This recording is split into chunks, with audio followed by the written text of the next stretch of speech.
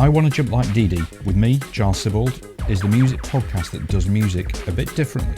I'm talking to some incredible musicians, DJs and producers about how they use an experimental mindset to fuel their own creativity, pursue new challenges, overcome fears, bounce back from mistakes. I'm guessing that you're here listening and watching because you love the Hard-Ons, or you're just kind of curious about the band with the strange sounding name. If not Australia's most successful independent band, they're certainly the most influential, and they remain resolutely underground, DIY, and absolutely fantastic. So, along with Blackie, Ray Ahn is one of the original members and bass player with the band, as well as the fellow that's responsible for the band's very distinctive artwork. In fact, on that, he released a book of around 750 pieces of his, what I think is a really sort of wonderfully subversive art called What I Did During My School Holidays. And he's also released one covering his comic book art. Ray's also formed Nunchucker Superfly, which is a much more, sort of avant-garde, psychedelic, kind of wig out combo. And I was also reading some of Ray's really amusing blog posts. Some of them are absolutely fantastic, particularly sort of like the ones about the punk pastry chef whipping up this sort of magical $100 dessert, the shirt tucker, and also the case of mistaken Smashing Pumpkins identity. Absolute slabs of comedy gold. A few years ago, when asked when Ray was asked what to expect from a new Hard-Ons album, I think the previous one, he said, tons of melody, concise but exciting tunes played very well by old idiots. Brilliant. Well, they're back with a new record, and it's magnificently called I'm Sorry Sir, That Riff's Taken. And with that, I'm going to shut up and sort of pass over to Ray and let him sort of do all the talking. So Ray, thanks so much for coming on. Thanks, Giles. Thanks for asking me. It's I'm very flattered. Not at all. No, it's like I first saw the Hard-Ons, like we were just sort of saying before, in 1988 when you played Planet X in Liverpool. Too late. No money back. No money back. No refund. I certainly didn't want a refund. I think I was like sort of crawling from one of the pipes on the ceiling. I think the mates that I went with, I'm not so sure that they were, but I loved it anyway. It was incredible. I remember that gig really well, Planet X. I remember that gig really, really well. It's not every day you're going to play Liverpool, the birthplace of Jerry and the Pacemakers. That's brilliant. Yeah. Across the Mersey. Yeah. Yeah. But in all seriousness, we had this touring map, and I'd be looking at the map going, now there'll be somebody asking, are we very close to Newcastle? And I'd go, let me check. Click, click, click. No, it's on the other side of the country, which is kind of like, it's like driving from one end of Sydney to the other. Yeah, it's not the end of the world, is it? It's a small country, but it's Great Britain. It's small, but it's jam packed. It's really jam packed. It's incredible. It's incredible. Yeah, absolutely. So and I think I was actually as probably a lot of people were how a lot of people were introduced to kind of new bands back in the day was John Peel. Right. When you'd released the Dick Cheese album, when I first sort of came across you, and actually the first record that I bought was The Worst Of. Oh, okay, yes. Which I think came before Dick Cheese, if I'm not mistaken. Yes, it did. That was our contractual obligation album with a company called Big Time Records. Right. Yeah. We signed a deal with Big Time Records, which I think were a subsidiary of RCA, a pretty big company, and around that was 1987, and we signed around the same time as our friends, the Hoodoo Gurus were on Big Time. We knew those guys, and Red Cross, the American bands, whom we became friends with eventually, were on that label, and so were an Australian band called the Go-Betweens. They were on there as well. So we were one of the bands. So we were one of the bands that was signed to this label. But then there was our first record on Big Time was going to be called "Smell My Finger." That's how it came out in Australia, and the record pressing plan. A lot of people that were working there were conservatively religious Latin American immigrants, and they took offense to the band's name, and they refused to print it. So the record company asked us to change the name of the album. So we only had a few days to come up with something. So we came up with self-titled Hard-Ons. And so I remember lying in bed at night thinking, these socio-politically conservative Latin American immigrants found offense to smell my finger, but they have no qualms with hard-ons. I'm there going, I can't really quite reconcile what's going on there, but I like it. So we went headlong with it. And then it was obvious that they were having trouble marketing the band from that level. That level being a big label. They were having trouble marketing this band with this name on a big level. So and they didn't want to do it on a small level. They don't do things on a small level. So we thought the thing to do would be to sign with a small independent label who actually would get on board with what the band's ethos was. So to get out of that contract, we gave Big Time just demos, unreleased tracks, rarities, and that kind of stuff, which we all love. But we knew that they would listen to the lo-fi aspect of that, those recordings, and go, we can't release this, because it was like, it was fun, really exciting and fun music, but it was lo-fi and shambolic. And they were expecting something like, you know, Soul Asylum or something, and we gave them, you know what I mean? We gave them teenagers with too much time on their hands in the studio. So they were basically outtakes. But the thing is, we released the same thing in Australia, and we called the record "Hot for Your Love, Baby." And the thing is, it was a tremendous success because, ironically, we gave our major label record company in Los Angeles a shambolic punk rock, kind of like a short garage rock affair, which was too raw for them, and so they, that's how we got out of the contract. We gave them something that they rejected. So we got out of the contract. So that's why we did it. But then, ironically, our core fan base loved it because it was, and I think it was because they, a lot of our fans were people our age. We, at the time, we were just out of our teens. And I mean, we're all teenagers when we made our first record. So just, you know, so a lot of our fans were like youngish people who I think really related to that kind of a real shambolic approach. I think a lot of people related to it, you know? I mean, that was exactly the nail on the head for me. It was that kind of like lo-fi, sort of slightly shambolic, you know, approach to it. That it just worked for me. It just worked like 100%. It worked. I thought it was just fantastic. I think it worked because on an energy level, the record is bursting at the seams with pure, really something really raw and pure in terms of energy. Absolutely. So it's not produced, because when you have, say, something like Metallica Black Album, you know, that record? Yes. Yeah. It's powerful, but it's very polished.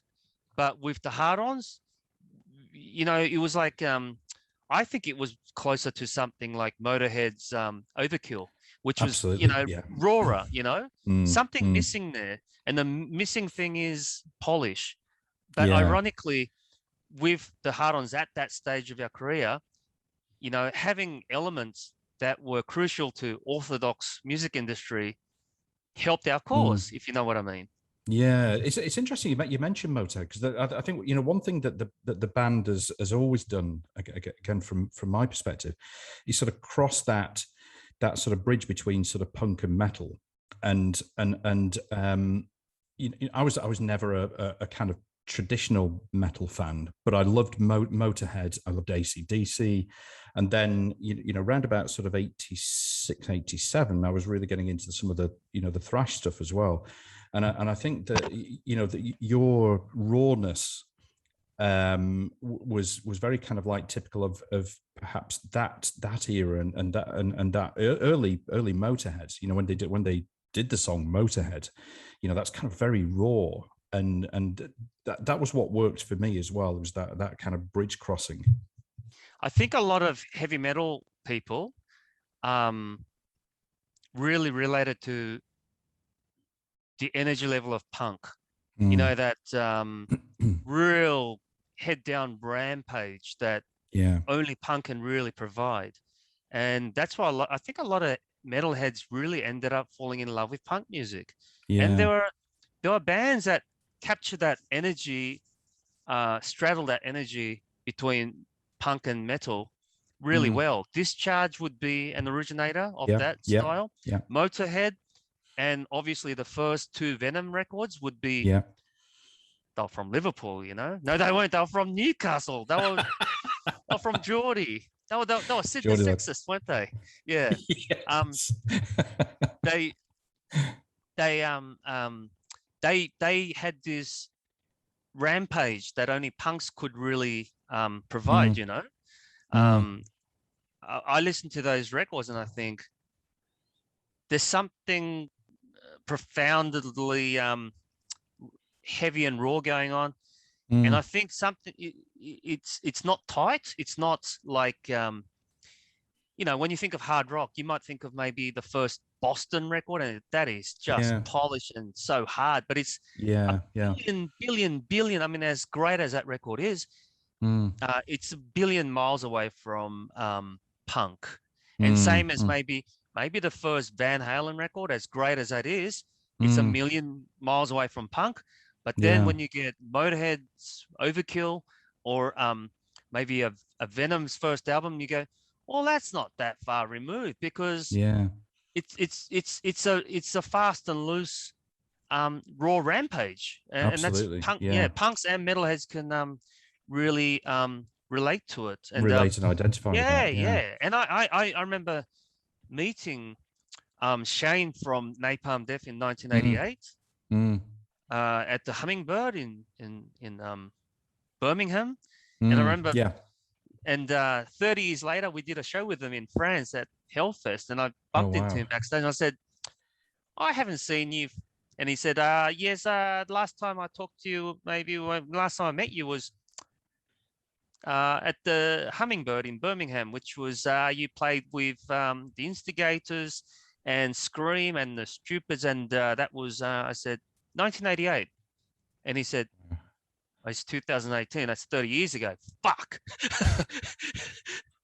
So time just goes like that, doesn't it? It's mad, isn't it? Yeah, totally but I think in 1988, punk and metal. A lot of punks and metalheads could kind of see the same coin from two different sides. It was the same thing after all. Absolutely, yeah. With you going back to sort of when you were younger, when you were a kid, and I think you've been drawing as well, or involved with your art from a young age as well. Did playing the bass and starting drawing sort of come at the same time for you? Were they kind of like separate things? No, the drawing came when I was about, I guess, 3 or 4. My mother's father was a really fantastic artist. Yeah. So my grandfather. So when I used to go to Grandpa's house during vacation, I'd sleep over there. He would constantly be drawing. So he'd have stacks and stacks of paper, and we'd be constantly drawing. And he'd teach me tips on how to draw certain things like elephants. He taught me how to draw an elephant. He taught me how to draw a duck, like mainly animals. He taught me how to draw a lot of animals. And he said, you know, once you learn how to draw animals, you can draw basically anything else, you know, because animals are very hard to draw. So the first things that I drew were animals, mainly things like, you know, really wonderfully sculptural things like elephants, rhinos, and dinosaurs and things like that. And so my grandfather taught me how to draw. So I was always drawing. And by the time I came to Australia, which was when I was 9 in 1974, I considered myself a full-time drawer. And so when I first joined the classes in Australia, the I couldn't speak any English, but the other kids kind of liked me because I was a really good drawer.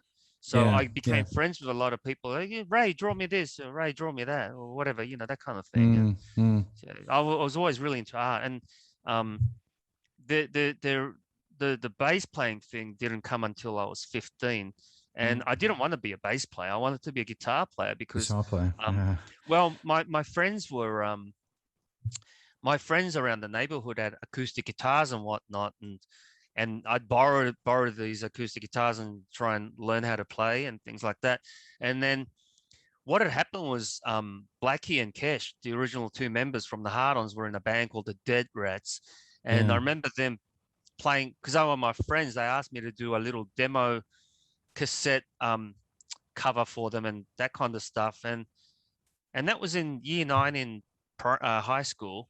So Blackie would have been 14 and me and Kesh would have been 15, and I got really caught up in that. It was I found the whole idea of playing in a band really seductive because I'd watch them practice, I'd listen to their demos and that kind of stuff and think, this is fantastic. And then a bunch of other kids who were much older than us in the final years of high school, they were like these 17, 18-year-old kids, you know, a few years older than us. They had a band called Straight Jacket, and they played a school concert, and it was just really loud and powerful. I mean, I was so impressed, and all I wanted to do was form a band. And so I had this idea I was going to be a lead guitar player in a band, but when I realized that Blackie and Kesh were eventually going to look for a bass player that fitted the band, I rushed home and asked my mother to help me buy an electric bass, and she bought me one for $200. And the same model Washburn Scavenger that was $200 in 1981, and I bought it from eBay about I guess 10 years ago for $200. So the price hadn't gone up much at all, and that was the bass that I used to record out the last Hard-Ons album with. So my first bass that I bought, that my mother bought me, was a fantastic bass, and I joined the Hard-Ons because the bass player that they had was a really dear friend of ours, Peter Bransgrove. He had long blonde hair, and he was into Janis Joplin, Ted Nugent, Jimi Hendrix, Led Zeppelin, that kind of carry on, which we all loved, but we were kind of more like the three of us in the Hard-Ons were more like X-Ray Specs, The Damned, XTC, The Cure, you know. What else? You know, the Ramones, Sex Pistols, and that kind of punk rock thing. That kind of punk and rock. it was even a little thing like the cut of your trousers or the shape of your hair and that kind of stuff. Then I think Peter didn't suit the band because he was physically and ideologically, in terms of music taste, not much punk. So even though I couldn't play, and Peter also used to play with his bass quite up high with his fingers. Yeah. And at the time I had no technique. So I was like, I couldn't play, but I had a bass. And so I went up to Blackie and I said, how's Peter going in the band? So, Peter's okay, but Peter's kind of like a hippie. He's not really into punk rock. He's into kind of more like Led Zeppelin and Deep Purple and stuff like that. And I go, well, they're good bands. And he said, yeah, but I don't think he's really into the punk rock stuff, like stuff that we like the Damned and, the Adverts and, things like that. The real fast and furious punk rock stuff like the Saints and stuff like that. And I said, oh, that's a shame. And then I said, I bought a bass. I'll just leave that with you. See you later. And then within a couple of days, Blackie rings me up and says, do you want to be in the band? I said, what about Peter? And he said, look, we're going to ask him to leave. We're going to get you in the band. I said, and Blackie said, are you any good? And I said, I will be. And he said, can you play? I said, I will be able to. Okay, because we've got a gig in 2 weeks. I go, well, that's 2 weeks, and I'll be ready. And so within 2 weeks, and we played. The first show we played was Kesh's uncle's birthday party. So we played to a lounge room full of Sri Lankans, and they loved it. They thought we were the best band in the world. And in our minds at the time, after 2 weeks of playing bass, and I'd never played before, I thought I was really good. Yeah. But it just happened. I only played bass because of the desire to join this band. No other reason. Yeah. I mean, I'm always sort of interested in sort of those early kind of formative influences, and it sounds like like for your art, your granddad was a strong influence in your life. Yes. And then also the second thing is like how you kind of gravitated towards that punk rock kind of ethos, that that music, what attracted, because a similar thing kind of happened to me. I kind of like got drawn towards punk rock, and I've been trying to work out myself why it was that I went in that sort of direction. You know what I mean? Yeah, I think for me, I already had a head start from everyone else about punk rock because I was an immigrant. So for people who were not white, from a non-English speaking background, back in the mid-70s, Australia was not a friendly place at all.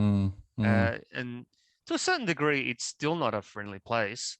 But it was terribly, it was such a hostile, racist kind of a place that when my family was migrating to Australia, the Korean families that were already here actually spelt it out. They said, this country, Australia, is infinitely better than Korea, infinitely better. There's no curfew. There is no martial law.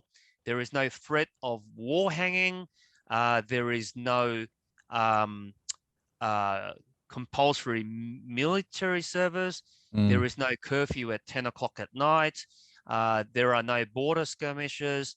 In Australia, after a few years of work, you can buy a house with a massive backyard. There's nature everywhere. They have very interesting zoos. This is a paradise. But first, you have to get past the people, and they are pretty fucking hostile. But once they get to know you, and my dad, God bless him, he made it clear that there was a huge difference between out and out racism and xenophobia. He said, look, the whole idea, the Adolf Hitler idea that some races are superior genetically, that kind of eugenics, that's pure racism, isn't it? Yeah. But the so-called Australian racism that we encountered was kind of like xenophobia, which is a completely different thing. If you look at it, this is, okay, they don't like people that don't look and sound like them.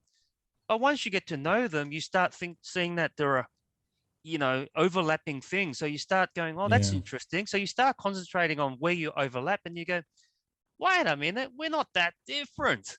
And then they become your best friend. Yeah. And so the whole time it wasn't racism at all. It was some kind of fear of the unknown, which is natural, So, you can actually, there's a cure for xenophobia. There's a much harder cure for eugenics and racism. And most Australians were not out and out racist. They were just kind of hostile xenophobes. That's all. Fearful. But but you can deal with that. It's not that hard to deal with, because you're not going to be. What are you going to do? Come to a foreign country, and then when their governments welcome you to come there, all of a sudden start complaining that people are hostile. Of course they're going to be hostile. What do you think? It's not a stroll in the park, but you've already decided it's better than the place you're leaving.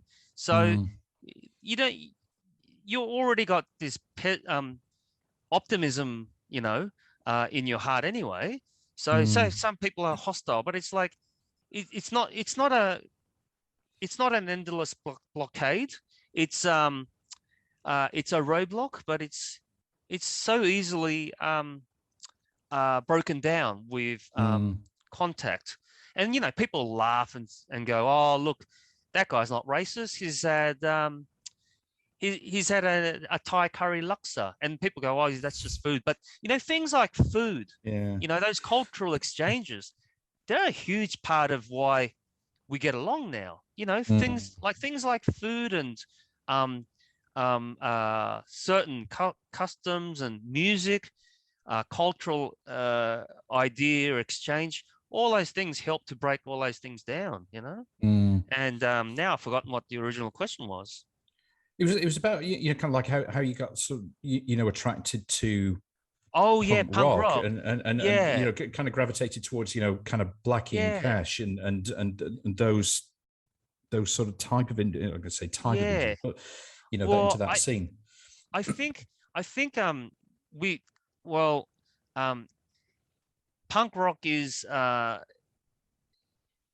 a soundtrack to people who are alienated, and because I was an immigrant, I found that it was really invigorating, and liberating to listen to that kind of stuff, because the whole ethos is that, well, you just don't care, what people think of you, and like when Johnny Rotten, in the Sex Pistols sang that line, and we don't care, it's like, he didn't, and there were a lot of catch cries in punk rock that a young kid who was an immigrant could relate to. The Damned had a song called "Smash It Up." Yeah, of course it's I was going to say, sorry to interrupt. Did you find yourself? Did you find that easy? Not to care. What other people were thinking. Yeah, that was very easy for you. Really easy. Yeah, it was like I think some people. Because I never did. I never did. Oh, okay. Yeah. I think it differs from individual to individual. Yeah. But for me, just being cast out from the very first time I came to Australia, I just realized I actually don't belong. I actually don't belong. But it's like, well, that doesn't really matter, does it? Well, no. Well, no. I mean, no, it doesn't. You don't. It's a construct that you don't always have to have, And in any case, the power of the individual and the individualism can actually be liberating for you. I can't remember which philosopher said this, but some philosopher a long time ago, I can't remember who it was, but he said that you only need three things in life. And one is friends and family. Two is complete freedom. And the third one is a measured sense of life. So, for example, so everyone needs friends and family. That's important. That's essential. The freedom. So not to be enslaved. And I don't mean physical slavery, but also ideological, emotional, and mental slavery. So that you are not in an employment situation where you are bullied. You are not blackmailed by your family, by your partner. They do not blackmail you, but accept you unconditionally. You are not enslaved to, for example, people who join gangs and they can't leave them. Well, that's slavery. People who are obsessed with their body image to the point where it causes them anxiety. That's slavery. People who overly worry about what other people think of them on, say, social media or through hearsay in the public. That's slavery. If you're worried about that, then that's slavery. Okay, so sense of, a measured sense of life is something like this. If you like riding motorcycles, do so, but maybe put a helmet on and do not take super big risks and get yourself trapped underneath a moving truck, So if you like going swimming, maybe not smear yourself in pig's blood and go into the part of Australia where it's infested with sharks. So you'll die. So measured sense of life means if you like having a good time, maybe don't do too many things because you might end up covered in a white sheet with an overdose, And clearly people do, clearly people overdose. So a measured sense of life is having a look at the path and going, if I go too far to the edge, I'll fall over and die. Is that worth the risk? Well, make the decision. If you want to take the risk, go and do it. But maybe have a good sense of who you are, where you are, and what you can do. If you can't work that out, maybe not take that risk. That's all it is. How do you feel that how do you feel that you stack up on those three, kind of things? Friends and family. I have friends and family. Tick. Freedom. I was taught at a really young age through my father and my grandfather that I had to be myself at any cost because we had to respect the truth. And even if somebody was judging me or whatever, if I knew the truth to be different, that truth existed outside people's mouths and people's hearsay. That independent existence of that truth, if you turn off the room lights, would still be there because you couldn't see it, but you knew it still existed.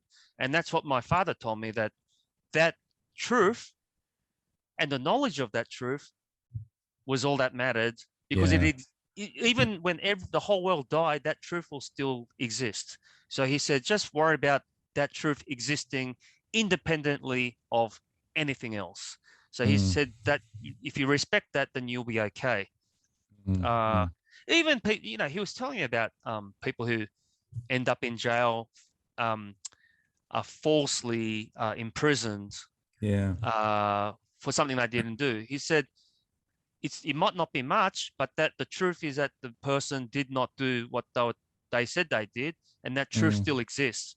And so while that truth still exists, somebody can maybe stumble upon that truth, but it's got to exist. And that existence is paramount. That's what he said to me, And I thought that was really, it stuck with me ever since I was like a kid. that. Him saying that. I do too. It's very powerful. Yeah. Well, that's all we can live with. Nothing else. Yeah. I think sometimes we can, it's easy to forget that, isn't it? And it sort of shows the power of truth. And when thinking logically about kind of what is the truth? Well, it's who you are as a unique individual. This is who you are. It totally makes sense. But I guess the whole concept of truth is now is very strange. But I mean, I'm only one person, so I can't really. I mean, we all know what Donald Trump's effect has been on the world. The whole idea of alternative truths and fake news and that kind of stuff, and dispensing with truth altogether, and replacing it with say something maybe really seductive. Do you believe in God, Giles? No. Okay, well, neither do I. So, but I will say one thing about religion. I mean, if you got science on one hand and you got religion on the other side, for some people, religion is better because it's obvious science answers a lot of questions. So, for example, what happens when I take the temperature of the water in that kettle to 100 degrees Celsius? Well, it starts boiling. Yeah. Well, can we check that out? You do it for 10 weeks straight. You go, well, I've checked it out. It boils at 100 degrees Celsius. All right, that's science. And then somebody asks, when you dig 2 kilometers into the core of the surface of Mercury, what's the color? What color will you see? And science says, shit. At the moment, I don't know. It's like, well, okay. But then religion, you go to religion and you've got every single question. Come up with every single question. Religion will have an answer, won't it? And it's bloody seductive. Yeah, like, I agree. Yeah. What happens when I die? Well, science says, well, what do you care? You're dead. Well, and then religion says, well, you'll be with God if you're good. Oh, really? That's a little bit more sexy, isn't it? So I can understand why truth isn't always the most important thing. I mean, why it's not valued as much. So, I mean, without going into too much detail, there were some horrible things said on social media about certain people that I knew. Some horrible things, and they were known not to be true. They were not true. And because of what the solicitors said, they were not allowed to defend themselves either because there was an impending court case. Yeah, right. But people were saying this and this and this, and then, with these emotionally charged ideas, and they're not necessarily truths, some kind of weird synchronization happens, doesn't it? Yeah. Because here I am, even though we're in different countries, in different time zones, I can see you and you can see me. And the moment I start talking, you actually stop and wait for me to finish talking before you say something. But if you've got something really important to say, you'd say, hang on, Ray, and you'll say something, but then you'll say, I'm sorry to interrupt, but I had to get that out. Now, what is that? That is social decorum. But because we don't have a good idea of what social decorum is in social media, because technology has outpaced our human ability to come up with an agreed upon etiquette or decorum, we are going to let these weird synchronizations happen. So, for example,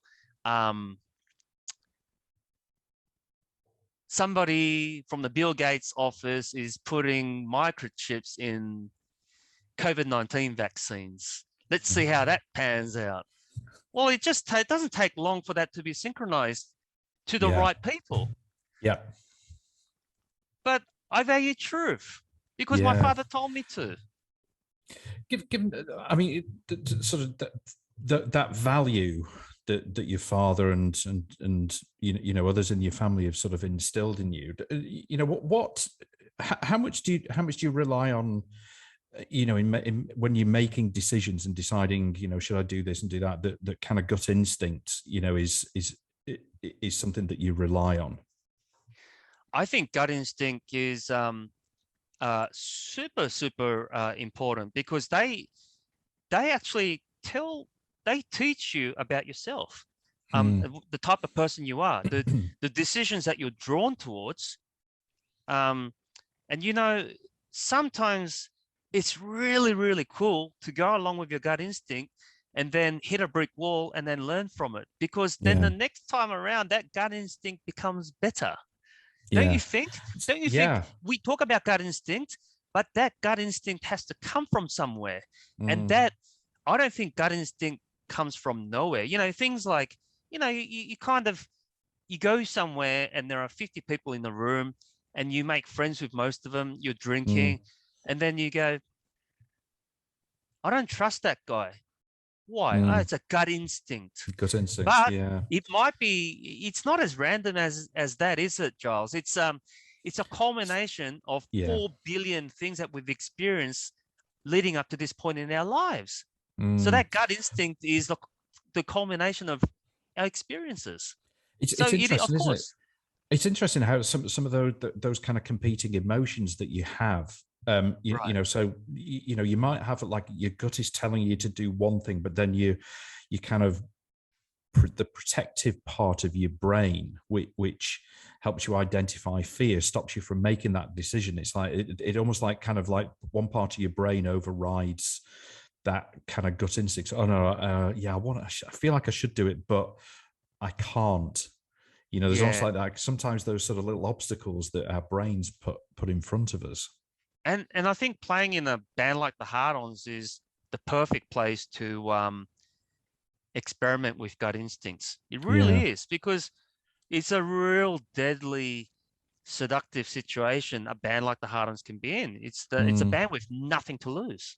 I mean, seriously, the band has literally nothing to lose. I mean, if we make a misstep musically, what's going to happen? Somebody says, "Oh, that last album was shit."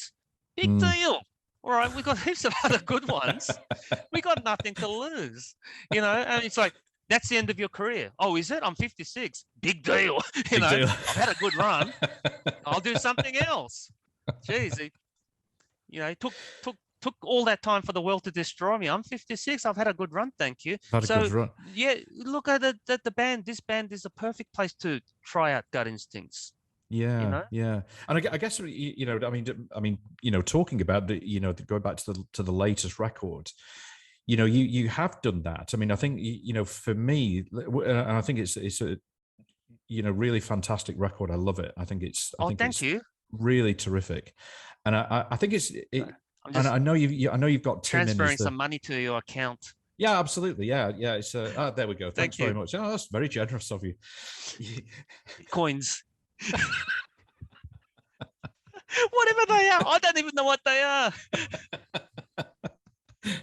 Yeah. Oh shit! I can see the value. Okay. Yeah. Okay. That's not very much, actually. No. Anyway, yeah. Obviously, you know, for the latest one, you brought Tim in, which has given you know, kind of like the really like an extra dimension for the band. So, you know, going back to what you were just saying about kind of experimenting and doing those sort of different things, this one is for me, that's something that's completely worked. Me too. And I think without sounding pretentious or like an idiot, that really was all gut instincts, because we didn't have a singer, because our singer, Kesh, the original founding member, without going into too much detail, again, I can't, because we're under instructions from our solicitor to respect due process. Understood. So I can't say anything, but he had to be removed from the band because he had bigger things in his life to worry about. And going forward, we had a recording session and no lead singer.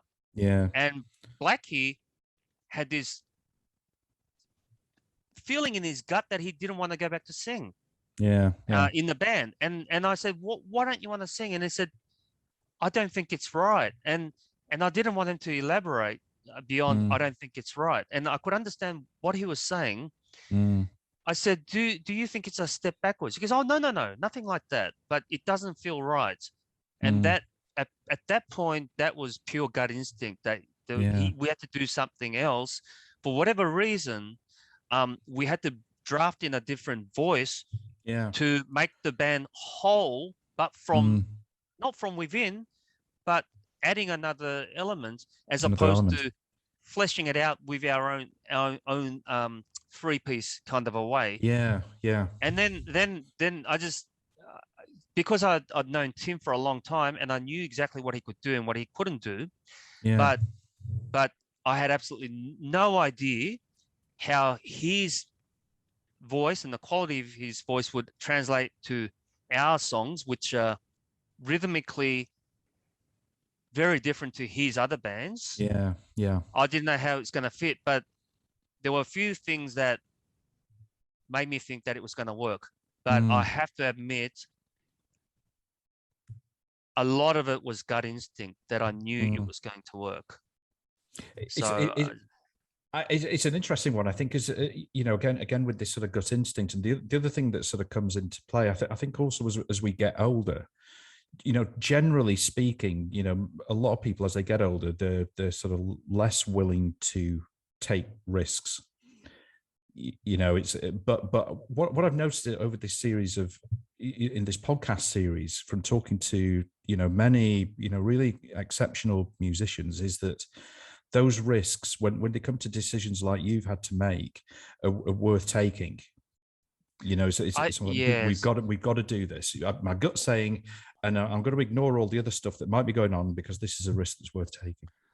I think it's an unfair comparison with a lot of other musicians because, as I said, with the Hard-Ons, we're in a very unique situation that at the very core of our existence lies a high school band. So this is like it's a band that was formed when we were 15. So at the core of that remains a bunch of friends in a garage. Yeah. And,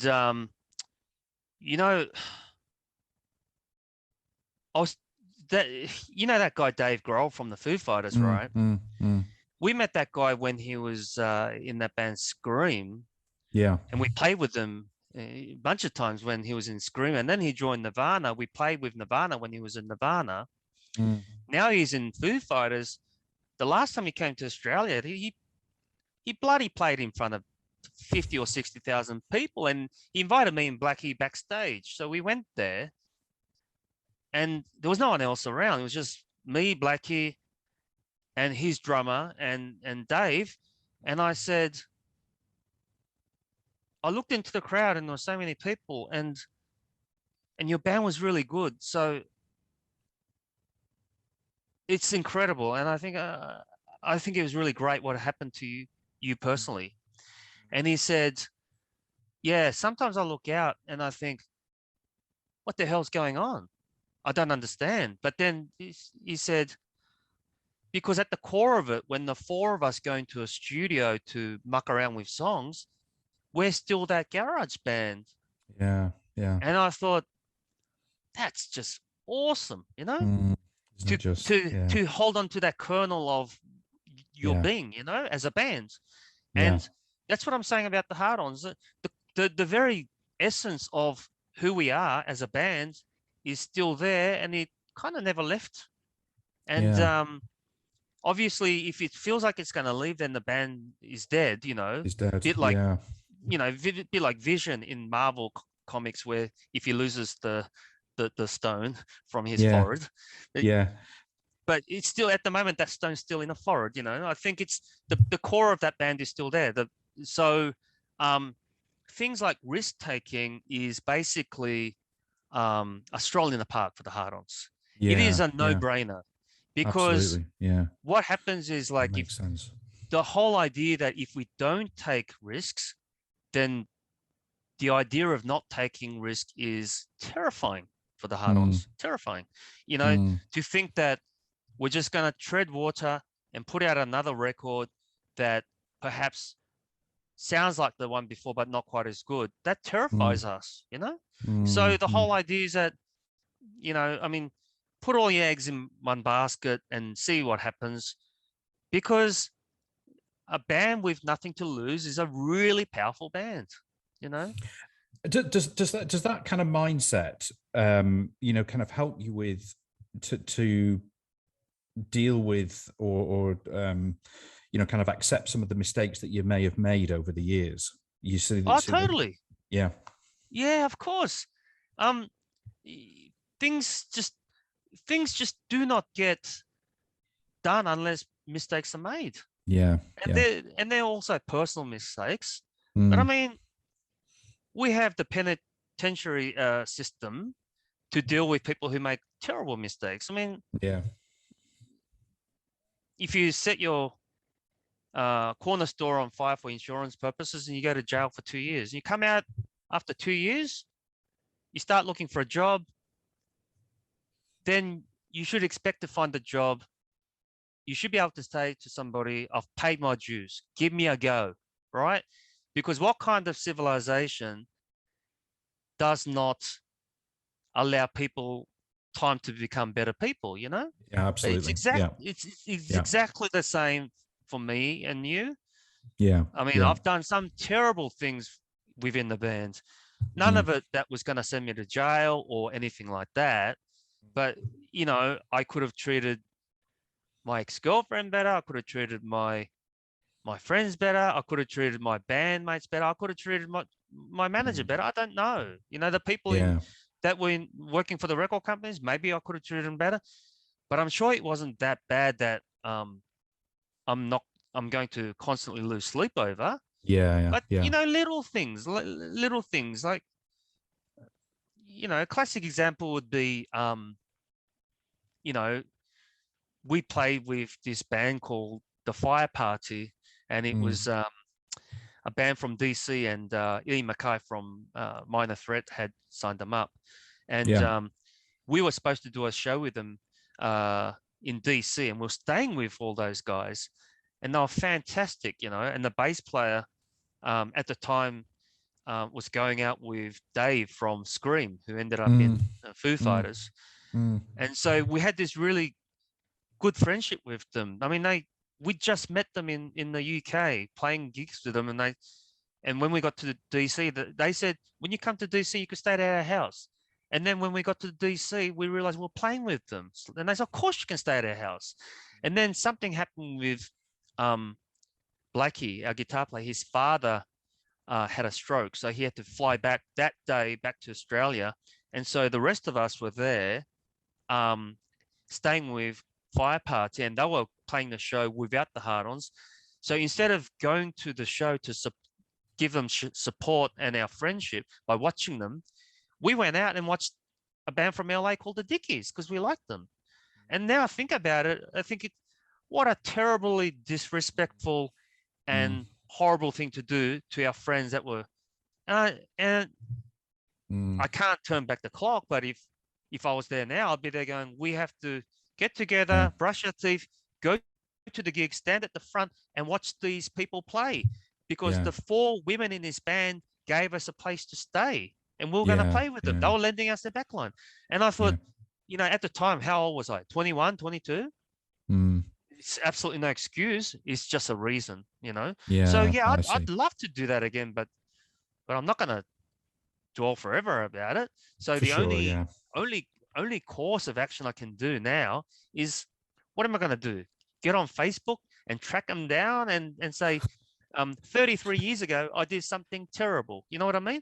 I was very disrespectful. Point. Yeah. No, there's no point. No, you know what I do? I just have to make sure that I don't do those shitty things ever again. And I haven't. Yeah. So, Well, this is it. It's learning, isn't it? You know, it's of it's course, you know, youth or whatever situation you're in, where your headspace is at, whatever. You know, it's okay. That was me at the time. You know, and it's part of your identity shift, isn't it? You know, and your mindset shift. You know, you accept that. It's fine. I yeah, I guess apologize for some of those yeah, shitty things. You know. yeah. So if what I did was not bad enough for me to end up in jail or anything, Mm. then the road ahead is clear for me to make up for that by showing kindness to other people, you know? Yeah, And maybe I did do that. I don't know. I mean, I it's not agree. something I dwelled on, but just the other day somebody wrote something about fire party and it did remind me. And you Yeah, know, yeah, but I've thought about that many times since it happened. I thought yeah. about it 2 years after it happened, and I thought, gee, that's not good, you know. Mm, But I mm. mean, what can you do? I mean, What can you if do? the moment you fixate on it, you know, it becomes counterproductive if you fixate on it. It But does. You're absolutely right. so if you decide that, um, you know, you give yourself the opportunity to become a better person, then you've learned from it. You know, I guess that's what you're supposed to do. You're supposed to But do. you know, well, Yeah. not many people write about it. There's no book.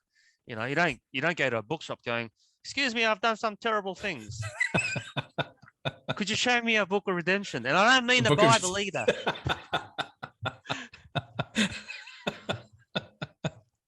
Ray's Book of Redemption. There you go. That's the Yeah. next title for you. Oh my. Well, listen, Ray. Thank you so much. And listen, in the meantime, just sort of bask in the glory of the new record. Honestly, it's fantastic. You should be like, it's totally awesome. You should be totally proud of it. Thanks, Charles. Yeah, we're really happy with it. Really Yeah. happy. So listen, thanks, man. Thanks so much for coming on. It's been a real blast, and you know, thanks for sharing some of this stuff. It's really. Thanks for listening to the show, and I really hope that you enjoyed it and that you'll tune in for the next episode. In the meantime, it would be really awesome if you could rate and review the show, and also share it with any friends who you think might enjoy it.